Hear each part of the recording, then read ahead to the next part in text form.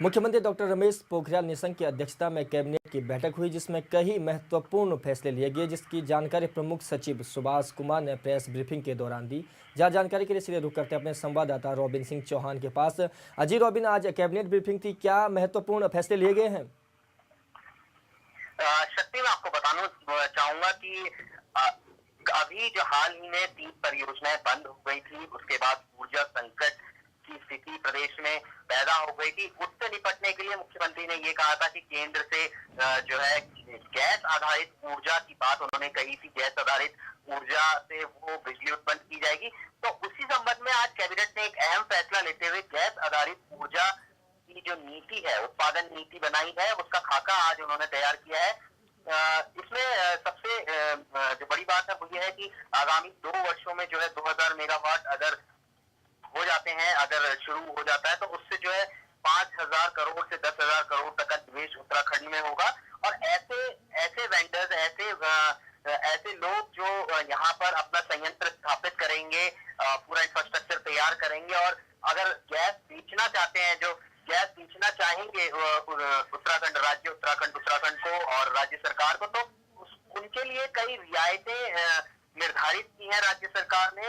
और ये जो ऊर्जा नीति है, गैस आधारित ऊर्जा नीति है, महाराष्ट्र, गुजरात जो आदि राज्य है जहाँ पे ऑलरेडी ये नीतियां बनी हुई है, उनके आधार पर ये बनाई गई है। इसमें जो सबसे पहली बात है, जो रियायतों में जो सबसे पहली बात है वो ये है कि जो सुविधाएं उन्हें दी जाएंगी, उसके लिए जो उत्पादन वो अगर यहाँ पर आकर राज्य सरकार यहाँ पर लगाते हैं, अपना संयंत्र लगाते हैं, तो उसके जो 10% है, 10% ऊर्जा जो है वो राज्य सरकार को देनी होगी, और इससे राज्य सरकार उसकी मदद भी करेगी। और दूसरा जो इसमें सबसे बड़ी रियायत वाली बात जो है कि अगर कोई जिसमें किसी प्राइवेट जो वेंडर्स हैं, जो ऊर्जा जो बेचेंगे राज्य सरकार को, उनकी राज्य सरकार इस तरीके से मदद कर सकती है जैसे सिंगल विंडो क्लियरेंस देकर, या फिर उनके जो अलग अलग उन्हें केंद्र से मदद दिलवाएगी। राज्य सरकार ये बताएगी कि